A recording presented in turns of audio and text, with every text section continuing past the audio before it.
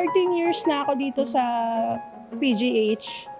For the longest time, at saka nagtanong na ako sa mga kasama ko na 30 years na nagtatrabaho dito, wala silang na-experience na nangyari yung ganito. Parang ngayon lang.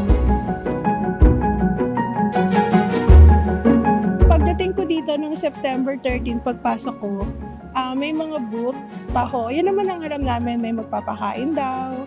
So, nandito sa atrium, may program daw si BBM, si President na magsi-zero billing. So, na-shock kami kasi parang hindi kami makapaniwala nung una. Kasi totoo ba yun? Kahit 100,000 peso na bill, bababayaran ba? Yung ganon. So, meron kasi kami dito na kasi magkaroon kami ng immediate family na may sakit or kami mismo, salary deduction yun eh. Kahit 200,000, hanggang sa mag-retire na kami, babayaran namin yun paunti-unti.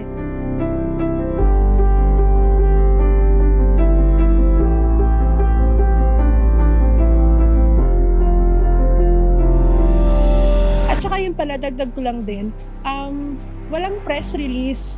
Talagang nagkagulatan lang kami na totoo ba na zero billing? Kasi walang sinabi ahead of time na mangyayari to. Mas maganda na nakikita natin kung saan napupunta yung pera. Hindi lang kung magtatanong-tanong tayo, saan ba napunta yung pera? At least may nakita tayo na result, may beneficiary. Appreciation post ako sa Facebook page ko. Sabi ko nga, can I tell honestly, na hindi si President yung binoto ko last election. Pero the way na nakikita ko kung paano siya nagpapalakad, sabi ko, kung ano yung magaganda, purihin natin, i-appreciate natin. Kung may mga pangit, karapatan natin bilang Pilipino na punahin siya.